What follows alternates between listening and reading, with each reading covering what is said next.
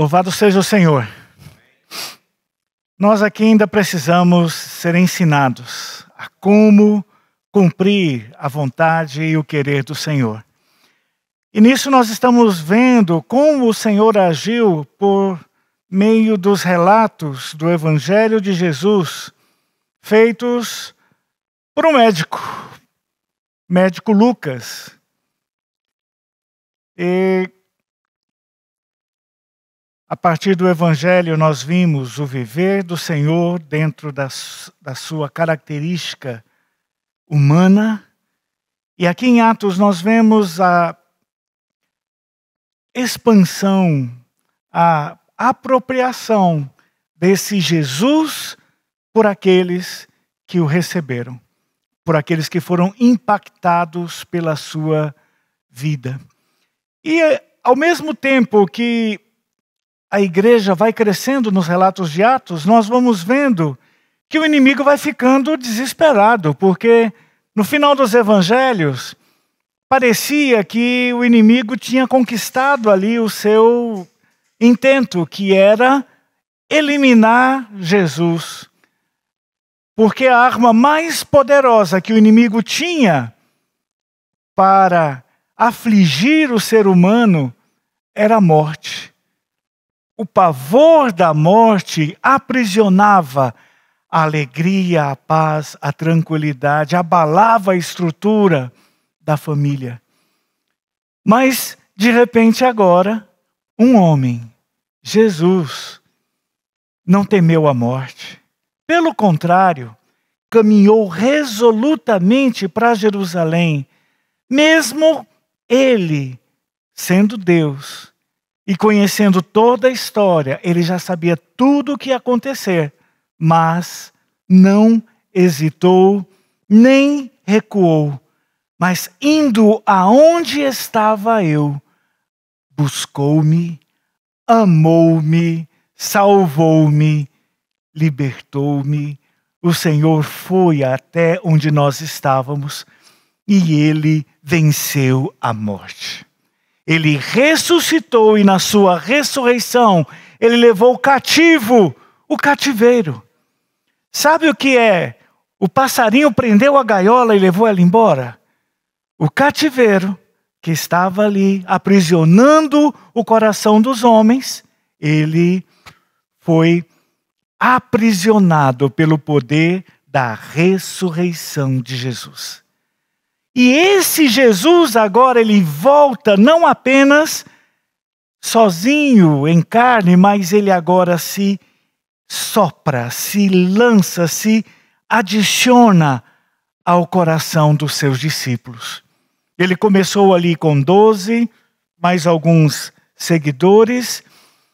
E aí quando nós chegamos em Atos, nós já vimos ali 120 discípulos participando de uma das mais interessantes e desafiadoras reuniões que a igreja pode ter. E não é o café da manhã, é a reunião de oração. Eles passaram 10 dias orando. Por quê? Eles não sabiam, estavam lá como Abraão. O Senhor só falou, vai lá e espera, algo vai acontecer. Como Abraão, o Senhor falou assim, sai da sua terra, da sua parentela e vaza na braquiária que a gente vai fazer algo grande acontecer. Ele não tinha um mapa, ele não tinha o Waze, ele não tinha o GPS, ele só tinha uma promessa, eu serei contigo, vai que eu vou junto. Assim foi com Abraão, assim foi com aqueles 120. Eles ficaram ali até que do alto eles foram revestidos com a manifestação do Espírito Santo. E ali, para um testemunho público, eles começaram a pregar a palavra de Deus. Isso, irmãos, não pensem que isso foi uma situação que começou ali. Não começou ali. Eu ouso dizer que começou com 10 dias de reunião de oração. Depois de 10 dias de oração incessante, depois que eles foram resgatados, uns do lago pescando, outros do caminho de Emaús, E o Senhor foi lá buscar cada um, vão para a reunião, não fica sem ir para a reunião, porque se você vai precisar de uma base de oração para o que o Espírito tem para fazer por seu intermédio, então vai para a reunião. E aí o Senhor foi buscar cada um que estava perdido com as suas futricações e trouxe todos para o lugar de oração. Após esse momento, o inimigo agora não tinha mais uma pessoa como o seu foco de atenção. Agora ele tinha 120 discípulos cheios do Espírito Santo. E aí o que ele faz? É o que ele sempre procura fazer. Ele vem para matar, roubar, destruir, criar confusão. Aí ele começa primeiro tentando amedrontar os apóstolos, a liderança, e dizendo: olha, vocês não falem mais desse nome, não preguem mais, não façam mais isso, porque isso aí contraria a nossa fé e a nossa lei. E aí Pedro só responde: é mais justo que eu ouça e atenda vocês, ou que eu atenda o Senhor que falou comigo, que nos ordenou pregar. Olha, vou continuar ouvindo a palavra de Deus. E falou para eles: não vou parar. E não pararam. Continuaram pregando. Resultado, na primeira reunião, ou no primeiro momento de evangelização, quase 3.000 pessoas. Isso está em Atos 2:41. Em Atos 1:15 eram 120, Atos 2:41 eram quase 3.000. Em Atos 4:4 já passou a quase 5.000 pessoas. Em Atos 5:14 crescia mais e mais a multidão de crentes. Em Atos 6:1 multiplicou-se o número dos discípulos. Em Atos 6:7 multiplicava-se o número de discípulos e muitíssimos sacerdotes seguiam a fé. Em Atos 9:31 a igreja crescia em número. Em Atos 16:5 as igrejas aumentavam em número. Irmãos, a igreja foi crescendo. Como o inimigo não conseguiu amedrontar a liderança ali no início, na sua primeira tentativa, aí então agora ele vem tentar roer pelas beiradas. Aí ele pega no meio da comunidade dos que creram, vê alguns servindo com coração íntegro, puro, cheio de fé, cheio de esperança, desprendidos, e outro vai com o coração cheio de ciúmes, cheio de inveja. Eu vou fazer porque eu vi a Lorena fazendo. E a Lorena fez, e os irmãos tudo bateram palmas para a Lorena. Então, eu também quero que batam palmas para mim. Vou fazer igualzinho para poder receber uma estrelinha dos irmãos. Eu quero receber a estrelinha dos irmãos. E Ananias e Safira foram envolvidos por essa artimanha de querer fazer algo na igreja sem ter Deus como motivação, sem ter a ação de Deus como conteúdo, apenas baseado na sua própria satisfação humana, querendo receber o louvor das pessoas. Mas na igreja, a honra, a glória, o poder, a força são do nosso Deus. E Ele não divide a sua glória com ninguém. O Senhor, Ele é zeloso, Ele é ciumento. Na igreja, Ele precisa ter primazia. Ele não vai dividir a sua glória. Aí Ananias e Safira aprenderam de uma forma dura que na igreja não se age motivado por nenhum outro sentimento que não venha do trono de Deus. Que o Senhor possa purificar nosso coração. Aquele sentimento, ele tentou manchar a comunhão e eliminar a comunhão dos irmãos. Mas os apóstolos agiram e rapidamente aquela situação foi corrigida. E aí agora nós temos uma igreja que foi de 120 para 3, para 5, para a multidão. E onde tem um ajuntamento de gente, tem problema. Juntou gente, junta problema. E a igreja, ela também passou por essa situação.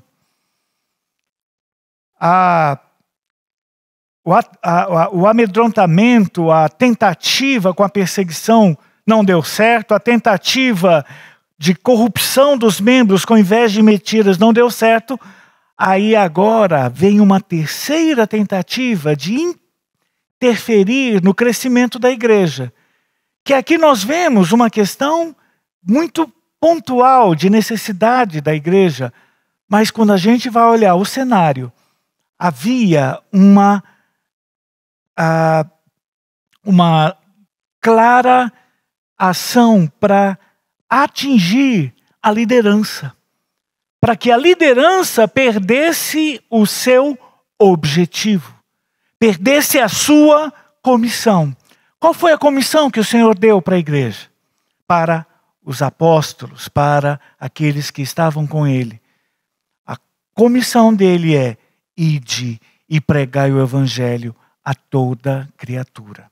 Eles eram oráculos de Deus, eles estavam comissionados em dar testemunho de Jesus e levar o povo ao arrependimento. Eles tinham essa comissão. Mas aqui, quando a igreja era só 120, eu imagino que Pedro, Tiago, João, Mateus e todos os outros que estavam caminhando por 3 anos e meio com Jesus, eles foram treinados a fazer o quê? Na hora da multiplicação dos pães, servir os pães, recolher os pães, atender as necessidades, manda sentar, manda levantar, vamos atravessar para o outro lado, vamos voltar para esse lado. Eles aprenderam a buscar jumentinho, a preparar a ceia, eles aprenderam a servir, a buscar perceber as necessidades e até comprar pão. Eles foram lá, imagina, 12 homens para comprar pão para Jesus e deixaram Jesus sozinho. Se eles fossem 12 discípulas, com certeza elas tinham feito um negócio. Olha, 3 vai, 9 ficam. Ou então 6 vão, 6 ficam, para cuidar do Senhor. Mas os 12, o Senhor falou, vai comprar pão. Os 12 só viraram e foram 12 homens para comprar pão. Olha só como é que foi a situação. E deixaram Jesus sozinho.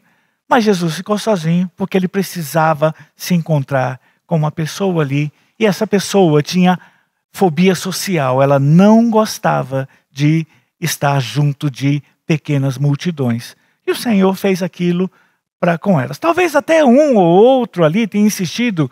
Acho que eu vou ficar aqui, estou com preguiça. Aí o Senhor pegou e falou assim, não, vai todo mundo. Mandou os 12 para um vigiar o outro na hora de comprar pão. Faz parte do processo. Agora a igreja está crescendo. Quando era só 120, talvez os apóstolos, acostumados a servir, ajeitavam tudo, ajeitavam onde iam dormir, aonde iam comer, o que iam comer, e todas as necessidades, eles provavelmente estavam conduzindo ali. Com 120 dava certo. Com 3.000, dá para fazer. Com 5.000, empatou com a última grande escala de serviços, que foi a multiplicação dos pães, sobrou 12 cestos, 5.000, até 5.000 já estava aprovado, eles já tinham conseguido fazer. Aí começou agora, pequena multidão, crescia mais e mais a multidão, e multiplicou-se a multidão. Aí pronto, o negócio começou a ficar pesado, porque até 5.000 eles ainda aguentavam. Passou dali, irmãos, começou a dar problema. Por quê? Porque a igreja estava cheia de gente. E quando está cheio de gente, os problemas começam a se juntar. Porque problema procura gente com o mesmo problema para um chorar as dores do outro. E aí nós temos uma predisposição para ajuntamentos aqui. Em Atos 6, fala que naqueles dias, aumentando o número dos discípulos, houve murmuração dos helenistas contra os hebreus. Os helenistas eram aqueles que estavam dispersos, não falavam mais o hebraico, falavam grego, mas iam para Jerusalém desde o Pentecostes, ficaram ali impactados, impressionados e cativados pela pregação do evangelho que eles ouviram na sua língua ali em Pentecostes. Eles foram convertidos pela pregação e ficaram ali vivendo a igreja ali em Jerusalém, não voltaram mais para a dispersão, mas eles não falavam hebraico, eles falavam o grego. E ali os helenistas, que falavam grego, ficaram ajuntados e isolados dos judeus que falavam hebraico. E que olhavam para os helenistas e faziam assim, ó, eu não consigo falar com você porque você não é daqui, você não fala a língua, você saiu da terra. E aquelas coisas que só acontecem quando tem gente junto. Eu não sei como é que fala panelinha em grego. Também não sei como é que fala panelinha em hebraico. Mas aqui juntou-se panelinhas. Panelinhas greco-hebraicas. Cada um. E inexplicavelmente ou não, propositalmente ou não, esqueceram de entregar a porção diária de alimento para as viúvas dos helenistas. E aí o que eles falavam? Os hebreus não estão lembrando das nossas viúvas. Eles não estão nos tratando na mesma proporção. E isso, a culpa é de quem? Da liderança. Aí começou a falar para os apóstolos lá, as viúvas estão sendo esquecidas na distribuição diária. Não é foram esquecidas, estão sendo esquecidas. É uma questão contínua, é uma questão que ofende, é uma manifestação de que uma parte dos irmãos estava sendo feita invisível, não vista, não considerada por meio do corpo dos demais. E aí então eles foram começar a reclamar. E graças ao Senhor, versículo 2 diz, então os 12 convocaram a comunidade dos discípulos. Quer resolver problema na igreja? A primeira decisão sábia dos discípulos é, vamos levar para a comunhão? Eu não preciso ter a resposta para tudo, mas eu preciso levar para a comunhão, para que a gente possa buscar a resposta juntos, porque a resposta, ela não deve ser, na igreja, uma decisão monocrática de uma pessoa ou de um grupo. Ela tem que ser uma manifestação do corpo. Daí vira para quem está do seu lado e lembra, você faz parte do corpo. Então você também faz parte do problema e você faz parte da resposta. A parte do problema vocês não quiseram falar não, né? Mas não adianta, está escrito. Você faz parte do problema e você também faz parte da resposta. Por quê? Porque o problema está acontecendo do nosso lado. O problema está acontecendo no nosso grupo de convivência. O problema não é dos apóstolos, o problema não é da liderança, o problema é nosso. E a resposta é nossa. Então, os discípulos, os apóstolos convocaram a comunidade dos discípulos e disseram, amados, não é correto que nós abandonemos a palavra de Deus para servir as mesas.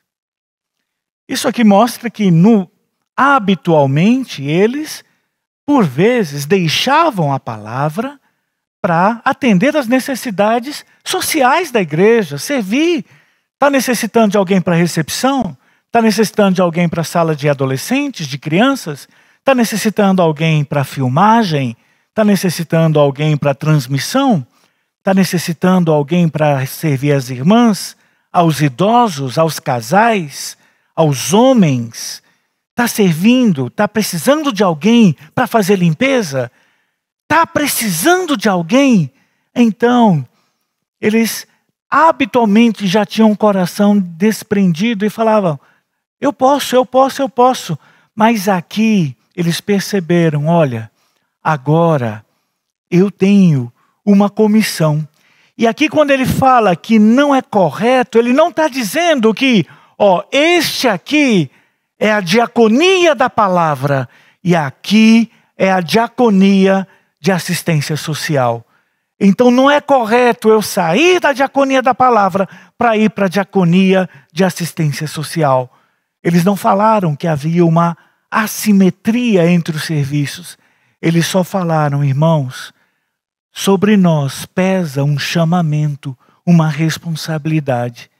E se eu cair nessa armadilha de abrir mão da comissão que o Senhor me deu, a igreja vai levar prejuízo.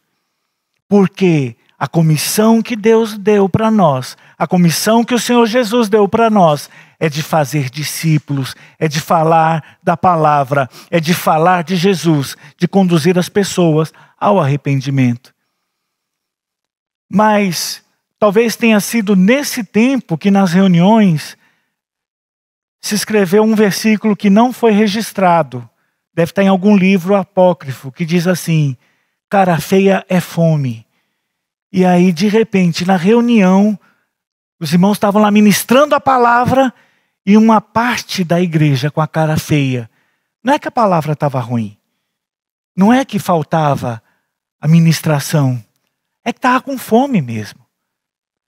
Irmãos, se para fazer compra de mercado, você não deve ir fazer compra com fome, porque senão você vai comprar mais do que precisa e gastar mais do que devia, com um dinheiro que você não tem.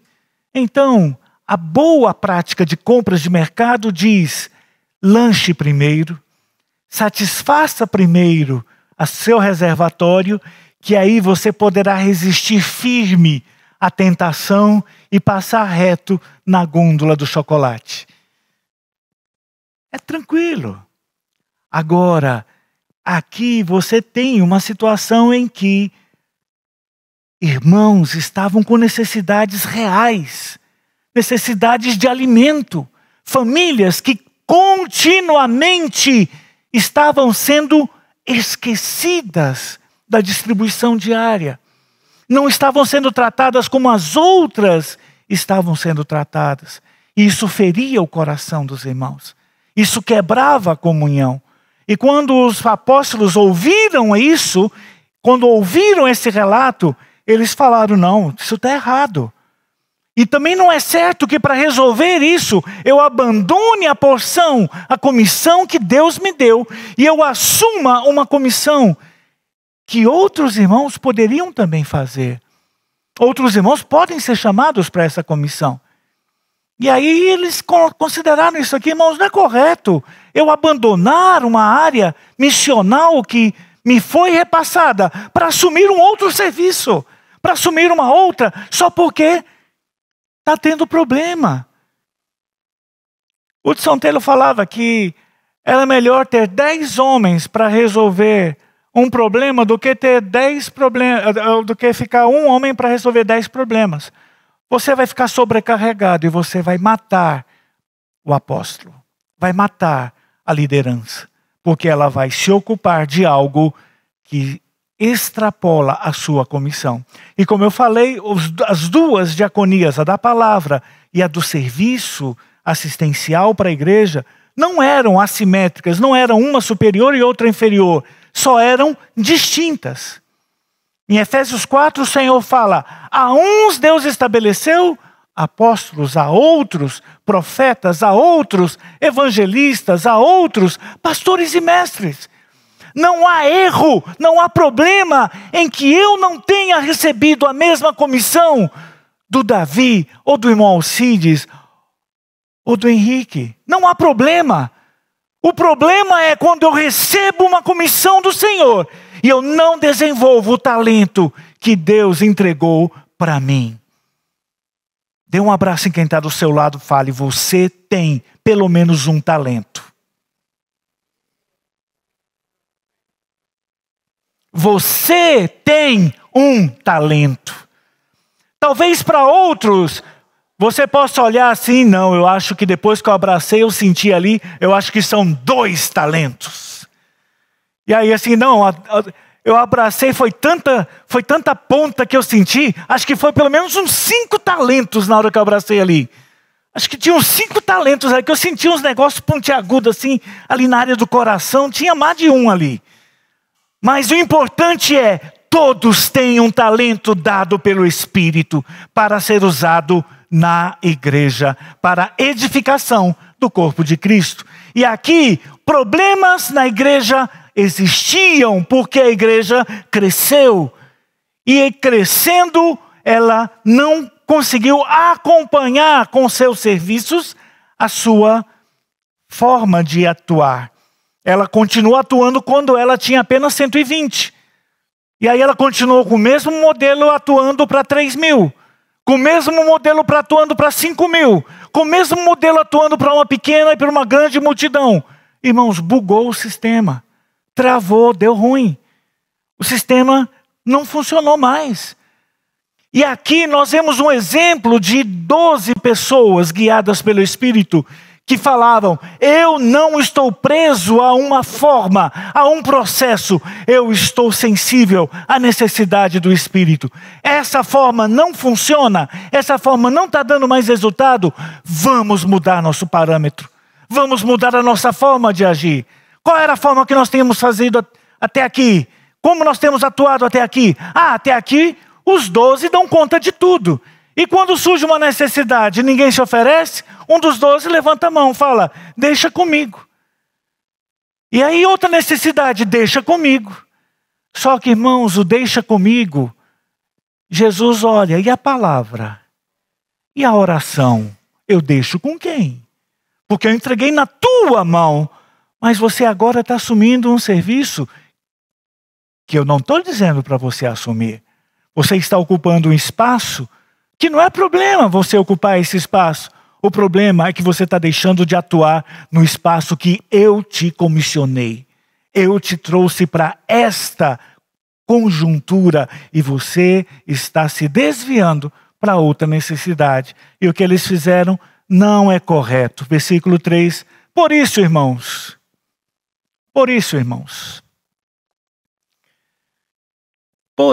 eles não fizeram assim. Por isso, os da ala da direita aqui vão servir assim, os da ala do meio vão servir assado e os da ala da esquerda vão servir cozido.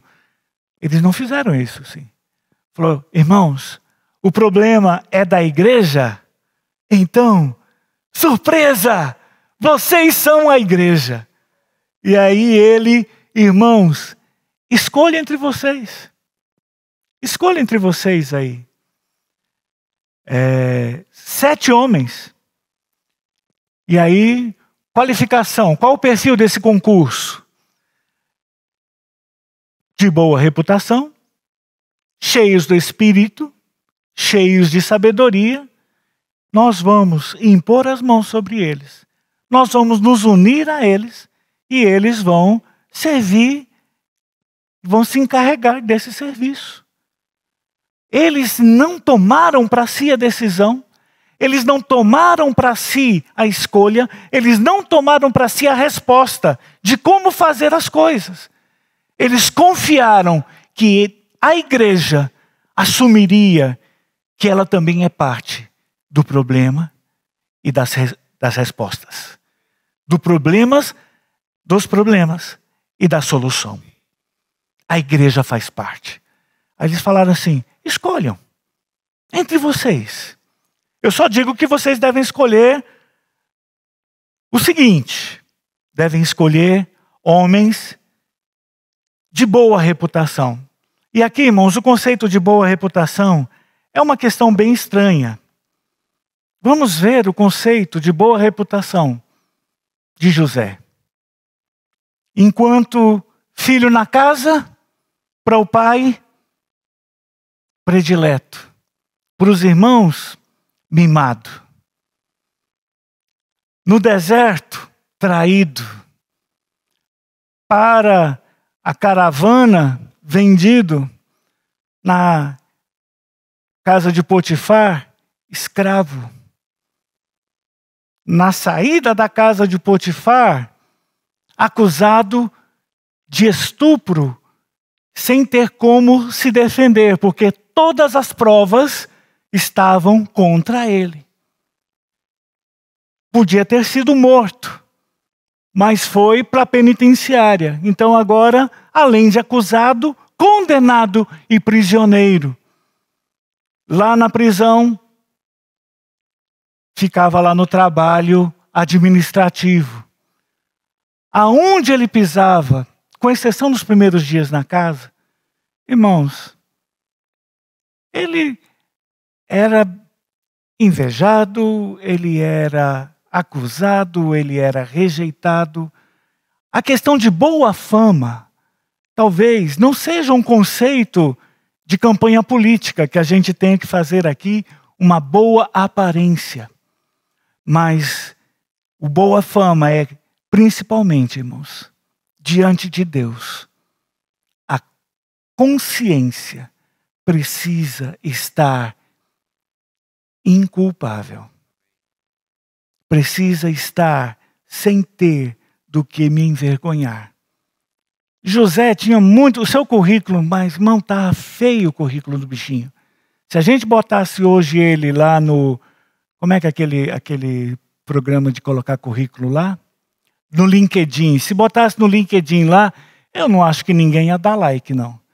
Porque a primeira coisa na consulta lá do nome do CPF ia dar lá, saiu do sistema prisional.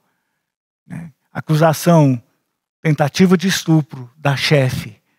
Mas com um currículo desse, você vai contratar um camarada desse?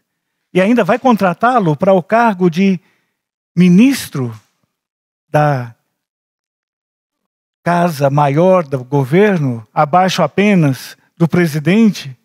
Você ia dar para ele a Casa Civil para responder por todo o governo, por todas as pastas? Irmãos, a questão é que ele se manteve fiel ao Senhor em todas as situações.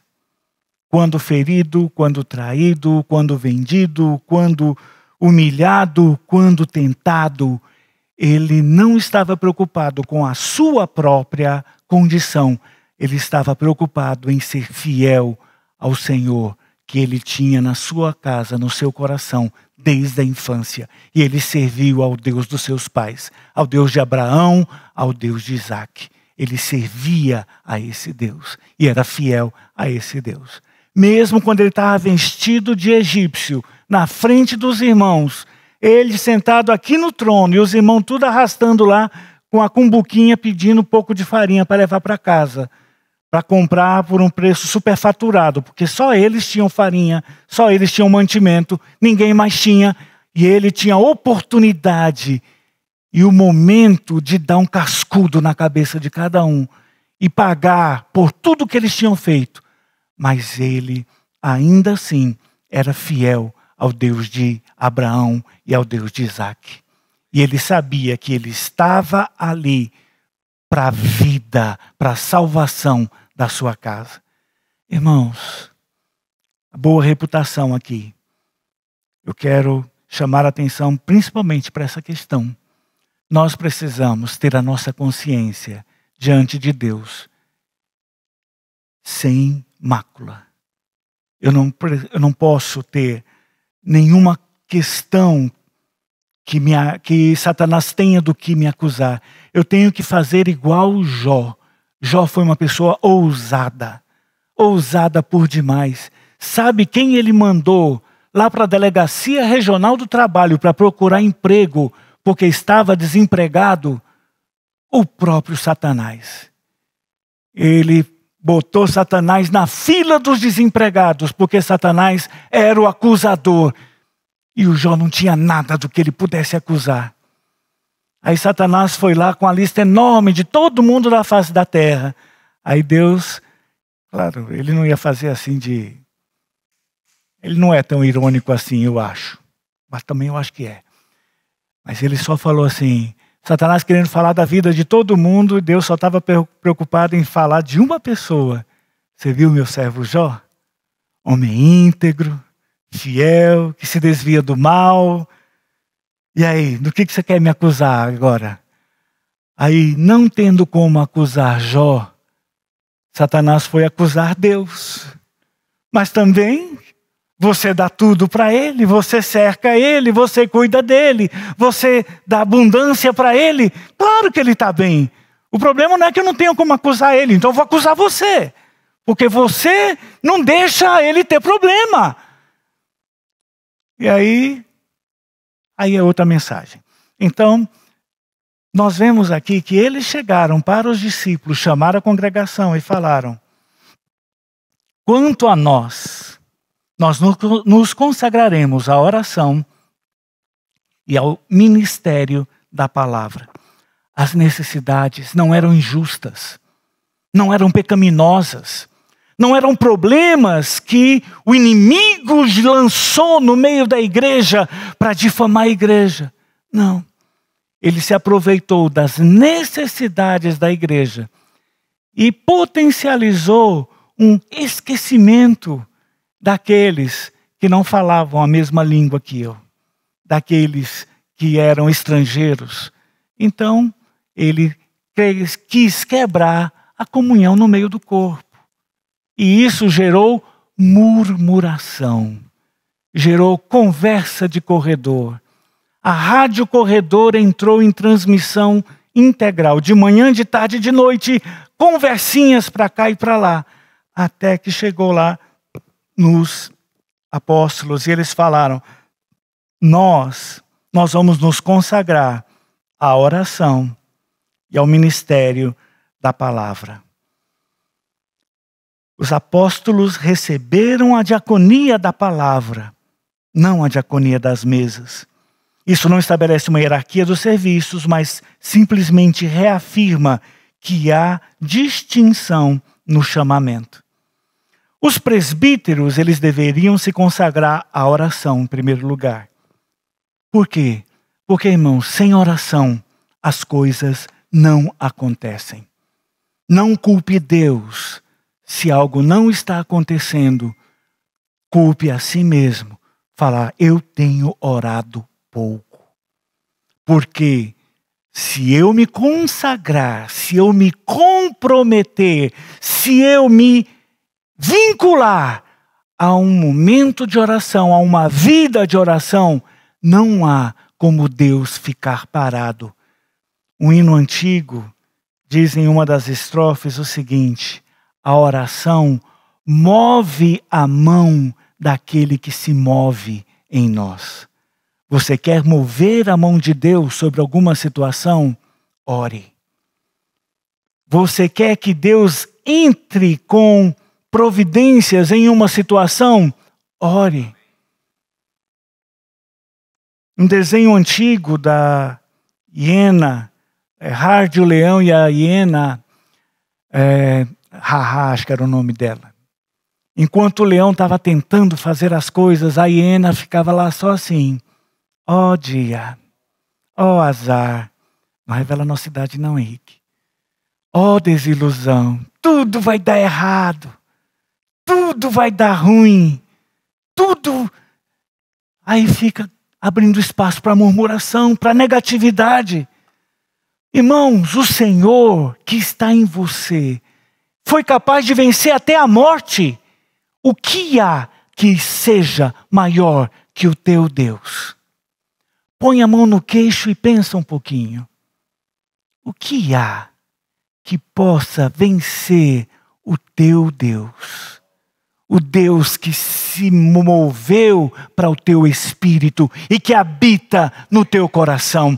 Não há nada, nem no céu, nem na terra, nem embaixo da terra, nem nesta dimensão e nem em nenhuma outra dimensão, nem no universo, nem no multiverso, nem no aranhaverso, Não tem nenhum outro lugar em que Deus não seja soberano sobre todas as coisas.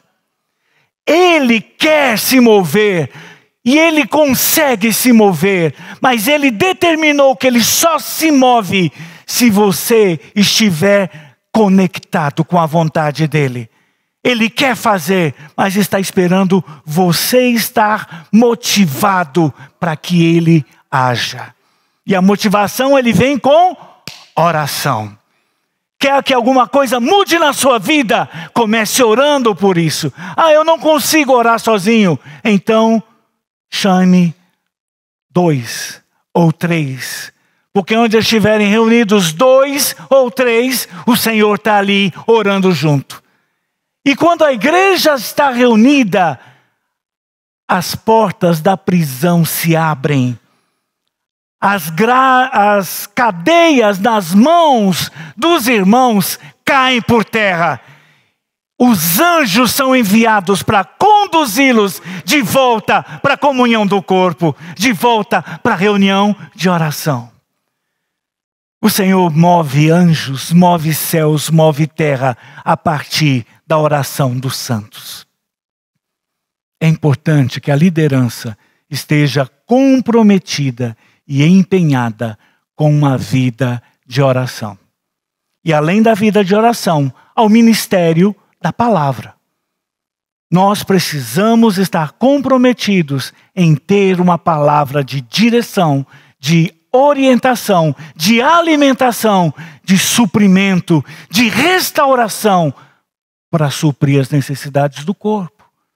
Essa é a comissão que o Senhor deu para a liderança. Mas e como é que a igreja vai agir?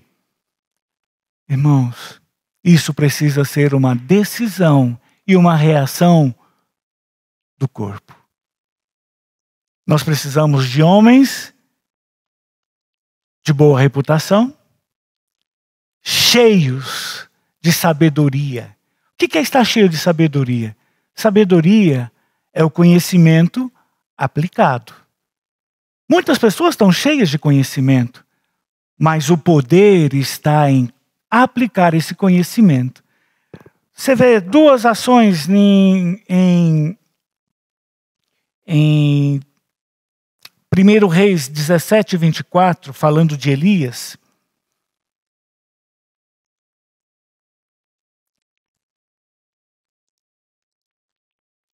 Primeiro Reis 17, 24. Vou ler na NA.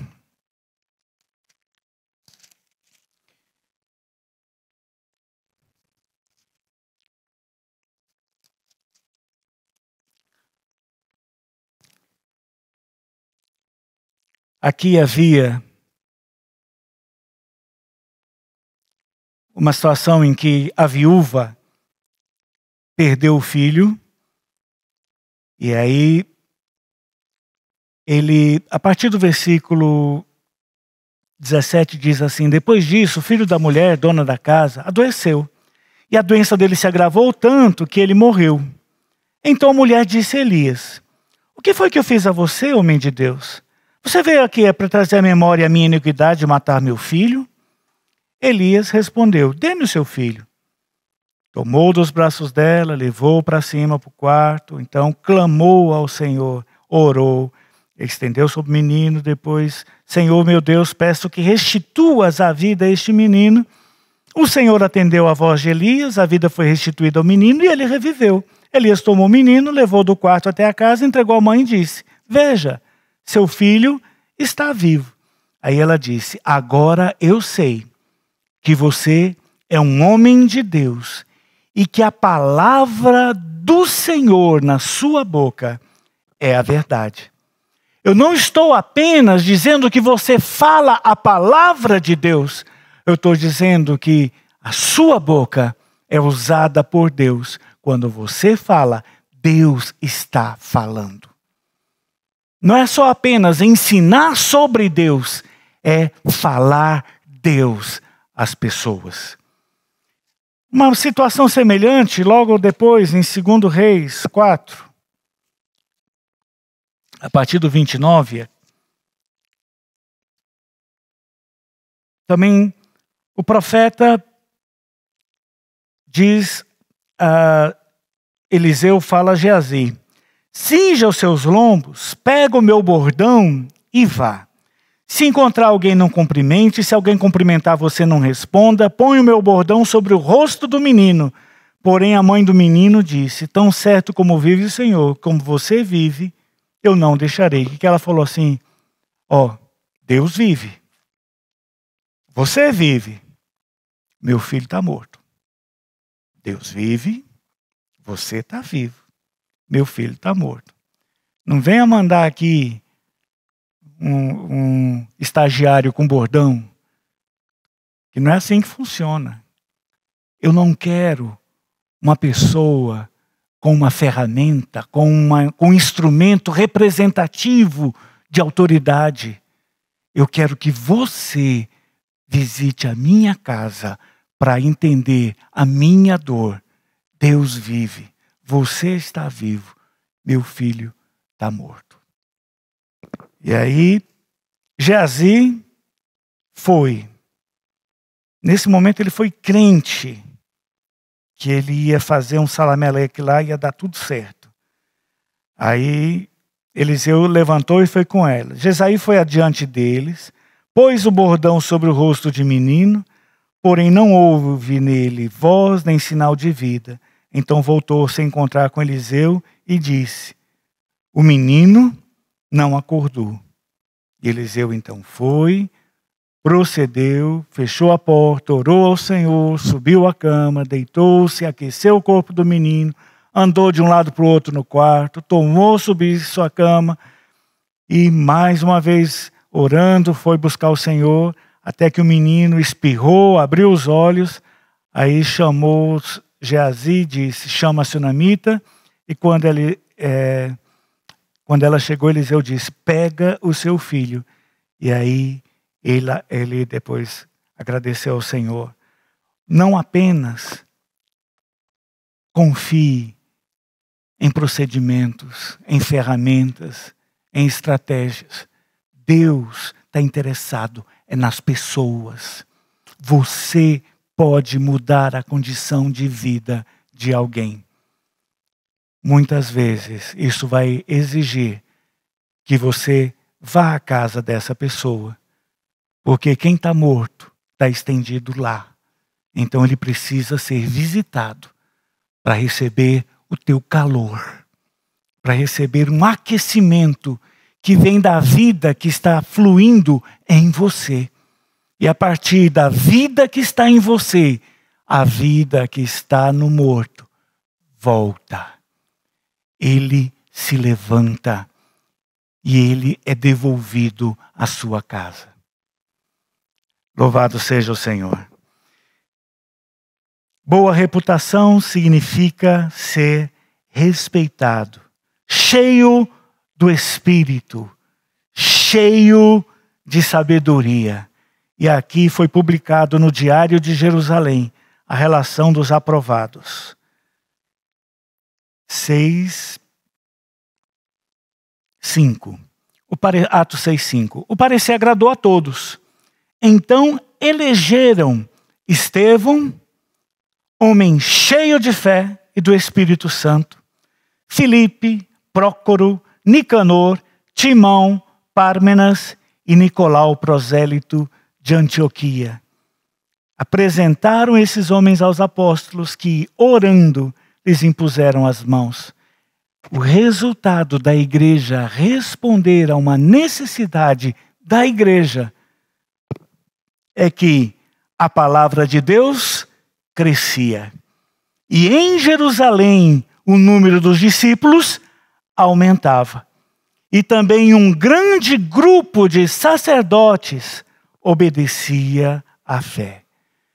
Irmãos, quando a igreja se une em resposta às necessidades da igreja, quando você olha para um alto e sublime trono e você fala: puxa, ainda bem que o Senhor colocou o Henrique e o irmão Alcides na igreja, porque as necessidades que tem, os irmãos resolvem.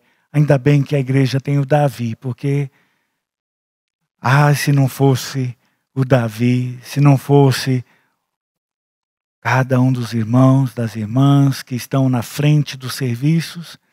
Mas, irmãos, essa palavra, ela tem uma responsabilidade grande, sim, para aqueles que Deus colocou na liderança da igreja. Mas ela também reparte uma grande responsabilidade com os membros do corpo. Porque a murmuração, ela ocorre no meio da multidão. Os problemas ocorrem na multidão. Mas onde é que está a resposta? Onde é que estavam Estevão, Filipe, o Nicanor, o Prócoro, o Timão, o Nicolau e o Pármenas? Onde é que eles estavam? Na multidão. Estava lá, no meio dos irmãos. Tranquilos. Está tudo bem aqui. Mas quando a igreja se levantou, irmãos, precisamos de alguém para servir as mesas. Então agora quer dizer que eu vou ser rebaixado? Não. Quer dizer que você está sendo reconhecido pelos irmãos como alguém com boa reputação, cheio do Espírito, cheio de sabedoria. E que se você se dispuser a assumir uma responsabilidade, os irmãos podem se consagrar à oração e ao ministério da palavra, porque os serviços estão a cargo de alguém responsável. E as necessidades da igreja serão atendidas. E aí logo depois começa a falar a história de Estevão. E aí vai do versículo 8 até o capítulo 7 falando da história de Estevão. 1 capítulo e meio falando de Estevão. E sabe o que foi falado de Estevão aqui? Em nenhum lugar foi falado da mesa. Por quê, irmãos? O serviço na igreja é algo tão natural e tão comum no corpo como é o serviço da mão de pegar, da boca de beber, do olho de olhar, do ouvido de ouvir. É algo natural. Não é algo que precisa de fazer uma manifestação especial. Não, basta que os irmãos saibam. Nós reconhecemos que aquele irmão tem um requisito para servir aos irmãos e atender a necessidade da igreja. Ele vai ajudar a igreja nesse aspecto. E os apóstolos impõem as mãos sobre os irmãos para reconhecer que a autoridade que eles receberam do Senhor agora está sendo repartida. A porção que eles até então estavam conduzindo, porque eles até então estavam ministrando, estavam servindo, mas agora eles estavam transferindo a parte do servir com a mesma competência e com a mesma importância para os demais irmãos. Aqueles 7 agora tinham também o seu diaconato, a sua área de serviço ao Senhor. Você que tem um dom, você já sabe qual é o seu diaconato? Qual é a porção que o Senhor tem para você? Ou você ainda se contenta em ficar no meio da multidão? Nós aqui estamos sendo alertados que para o crescimento da igreja, para o avanço da igreja, nós precisamos de presbíteros que se consagrem à oração e ao ministério da palavra. Precisamos que esses irmãos sejam encorajados e, de certa forma, até cobrados. Irmãos, vocês precisam gastar tempo em oração e na busca pela palavra, porque vocês têm uma grande responsabilidade para cumprir com a igreja, que é alimentar, levar ao arrependimento, instruir e gerar mais discípulos. Mas nós precisamos de irmãos que assumam outras áreas igualmente importantes na igreja, porque elas vão calar a murmuração, elas vão atender a necessidade dos santos. Elas vão suprir as dores de cada membro do corpo. Vão colher as lágrimas dos que choram, vão se unir ao sorriso dos que se alegram. Elas vão promover o igrejar de maneira intensa e firme, junto com os membros do corpo. Não espere que a igreja seja construída a partir apenas de uma liderança centralizadora. Não é isso que a palavra revela para nós. A palavra fala que o crescimento da igreja se vai em várias frentes. Uma delas, oração e estudo da palavra, ministração da palavra. E o Senhor chamou um grupo para essa função. Outra é as necessidades do corpo, as necessidades do serviço do corpo. E isso também precisa surgir no meio dos irmãos. Assim, quando você ouvir lá do alto e sublime trono alguém perguntando: a quem enviarei? E quem há de ir por nós? Nessa semana nós não teremos a transmissão, porque nós estamos sobrecarregando alguns irmãos que estavam ocupando essa função e eles não estão conseguindo desfrutar de um momento de cuidado da palavra para com eles. Irmãos, os que ministram e cuidam também precisam ser cuidados. Eles também precisam ter tempo de cadeira, ouvindo as mensagens, compartilhando nos pequenos grupos, sendo apacentados e apacentando os irmãos. Nós não somos aqui a sala da justiça onde só se reúnem super-heróis.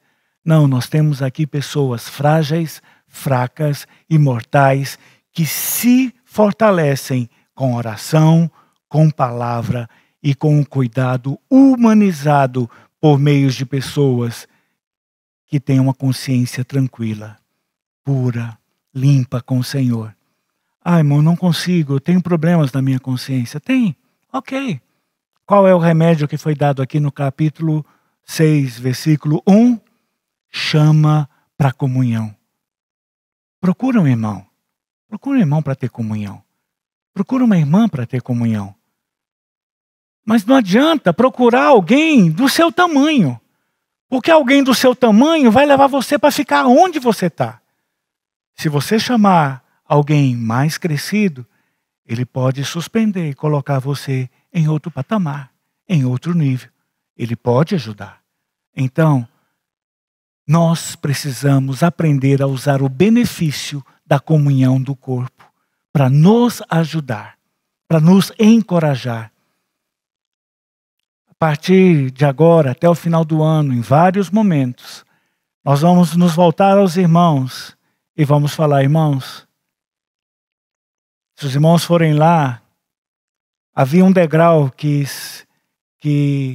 exigia que os irmãos subissem de um patamar para o banheiro ali das irmãs, para a salinha das crianças.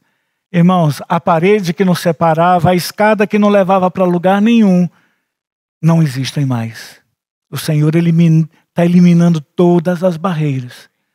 Nós estamos fazendo lugar maior para mais crianças. Nós estamos fazendo mais uma sala para mais crianças. Nós estamos ampliando, dobrando praticamente a sala dos adolescentes para mais adolescentes. Nós vamos dobrar o salão para mais irmãos. E nós vamos ter um refeitório para mais refeições. Com fé em Deus, nosso Senhor Jesus Cristo. Pela força do Espírito Santo, nós queremos ampliar. Só que quanto mais a multidão vai crescer, irmãos, mais problemas surgirão. E aí nós chegaremos e teremos que bradar aqui: a quem enviarei? E quem há de ir por nós? Aí nesse momento você precisa se levantar e falar: eis-me aqui, estou dentro. Me dá essa camisa que essa aí eu quero vestir junto com os irmãos. Irmãos, a gente não precisa de profissionais para servir. Nós precisamos de servos para serem capacitados pelo Deus que tudo pode. Há quanto tempo você apenas tem recebido? Já chegou o momento de você se posicionar para falar: Senhor, eis-me aqui. Às vezes o Senhor vai precisar queimar sua língua, pegar uma brasa do altar e fazer uma cauterização. Porque o problema de Atos era o quê? Murmuração. Então, toma-lhe brasa do altar na língua. Eu não sei qual é a língua que está gerando problemas, mas saiba, na casa de Deus tem resposta para todos os nossos problemas. E na presença do Senhor há abundância de poder para resolver tudo aquilo que nos impede. Os irmãos querem ver a igreja prosperando, crescendo, querem ver a multidão chegando. Então, saibam que não será com apenas um grupo de presbíteros que isso vai acontecer. O Senhor precisa levantar diáconos e diaconisas. Eu não vou completar, ainda tem como referência, os irmãos podem estudar em casa. 1 Timóteo 3, de 1 a 13, fala das qualificações dos presbíteros e diáconos. E Tito, de 1, de 5 a 16, também Paulo vem falar das qualificações dos presbíteros na igreja. Irmãos, fala assim, não, isso é uma palavra para os irmãos. Não, nessa noite você soube que no contrato de salvação que você assinou com Jesus, nas pequenas linhas está escrito assim, elegível para o diaconato. Então, agora você já sabe que pode ser contratado a qualquer momento. A qualquer momento você pode ser chamado de acordo com a necessidade. E o que você vai fazer não vai tornar você nem maior, nem menor que os demais. Apenas ativo no corpo. Essa é a única diferença. Louvado seja o Senhor. Então, irmãos, vocês consideram que o Senhor ainda pode usar você na igreja, para as atividades da igreja? Se você considera que você ainda pode ser um vaso útil para servir ao Senhor na igreja, para exercer o seu diaconato na igreja, quero pedir que você fique de pé. Eu quero orar por você nessa noite.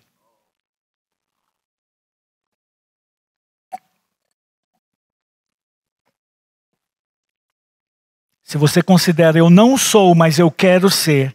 Eu não estou pronto, mas eu quero que a brasa do altar de Deus venha até mim, queimando em mim o que não agrada e me tornando alguém útil nas mãos do meu possuidor.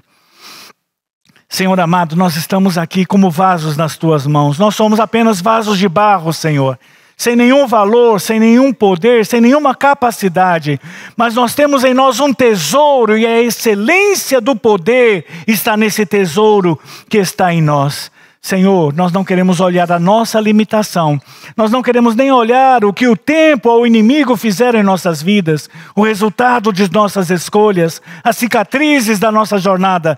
Não queremos olhar para o que ficou para trás. Pelo contrário, nós queremos deixar para trás tudo o que passou e olhar firmemente para o autor e consumador da fé. Queremos olhar para o trono onde o Senhor já está sentado, soberano sobre todas as coisas. Senhor, declaramos, vem ser soberano sobre nossas vidas.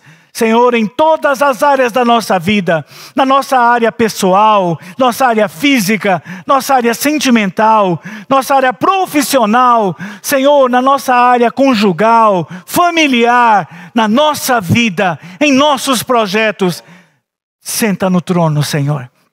E tira do teu altar uma brasa viva para queimar em nós aquilo que não te agrada, aquilo que te ofende, aquilo que nos afasta da tua vontade, que nos tira do centro da tua vontade. Queima em nós, Senhor, aquilo que não te agrada e torna-nos vasos úteis para o teu uso, Senhor. No lugar onde o Senhor nos enviar, no caminho em que nós estivermos, nós queremos ser luz para os povos, nós queremos ser sal da terra, nós queremos ser aqueles que com cordas humanas abraçam e acolhem os que estão perdidos, as ovelhas aflitas, aqueles que estão desamparados. Senhor, nós queremos ser bênção nessa terra, que cada irmão, cada irmã possa nesse momento ir diante do Senhor com coração de consagração, arrependido e contrito, não olhando para o que ficou para trás, mas avançando para o que diante de nós está, para o prêmio da soberana vocação de Deus. Nós temos um chamado, o Senhor tem um chamado para cada um de nós. Revela-nos, Senhor, qual é o teu chamado em nossas vidas, qual a tua comissão para nós, e leva-nos a ser fiéis na tua presença, em nome de Jesus. Amém. Glória a Deus.